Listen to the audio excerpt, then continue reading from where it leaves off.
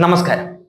കൈരളി ചാനലിൽ ചെയർമാൻ മമ്മൂട്ടിയും MD John ബ്രിട്ടാസും തമ്മിലുള്ള പോര് മുറുകിയതോടെ ബ്രിട്ടാസിന്റെ തീവെട്ടിക്കൊള്ളകൾ പുറത്തു വന്നുകൊണ്ടിരിക്കുകയാണ്.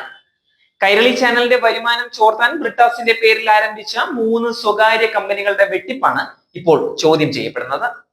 കൈരളിയുടെ ഗൾഫ് പരസ്യ വരുമാനവും സംഭാവനകളും ചോർത്താൻ ബ്രിട്ടാസിന്റെ പേരിൽ കൈരളി അറേബ്യ എന്ന പേരിൽ ഗൾഫിൽ സ്വകാര്യ കമ്പനിയുണ്ട്. ഇത് കൂടാതെ കേരളത്തിൽ MCL media private limited, Kairali television private limited എന്നീ സ്വകാര്യ കമ്പനികളും ബ്രിട്ടാസിന്റെ പേരിലാണ് ഉള്ളത്.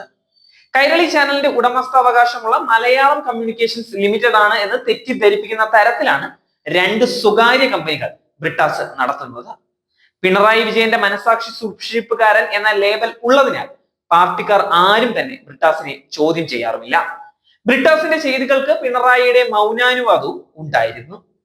പിണറായി സർക്കാർ അധികാരത്തിലേറിയതിന്റെ അടുത്ത വർഷമാണ് മുഖ്യമന്ത്രിയുടെ മാധ്യമ ഉപദേഷ്ടാവായിരുന്ന ബ്രിട്ടാസ് ഡയറക്ടറായി MCL മീഡിയ പ്രൈവറ്റ് ലിമിറ്റഡ് എന്ന സ്ഥാപനം തുടങ്ങിയിരുന്നത്. സർക്കാർ PRD വകുപ്പ് കറവ പശുവാണെന്ന് മനസ്സിലാക്കിയ ബ്രിട്ടാസ് TRD പരസ്യങ്ങളുടെ ഏജൻസിയായി MCL ലിമിറ്റഡിനെ പാനൽ ചെയ്യുകയായിരുന്നു. TRD ബജറ്റിൽ വൻ വർധനവ് വരുത്തിയതും ഈ കാലയളവിലാണ്.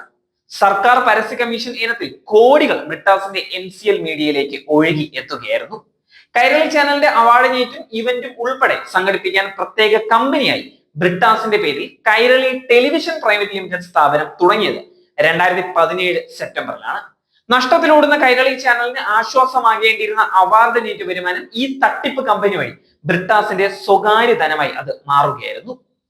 ആദ്യകാലത്ത് ഇക്കാര്യത്തിൽ കണ്ണടച്ചിരുന്ന ചെയർമാൻ മമ്മൂട്ടി അടുത്തിടെ ഡയറക്ടർ ബോർഡ് യോഗങ്ങളിൽ സാമ്പത്തിക സ്വകാര്യതയും ഓഡിറ്റിംഗും മെച്ചപ്പെടുത്തണമെന്നായിരുന്നു വാദം.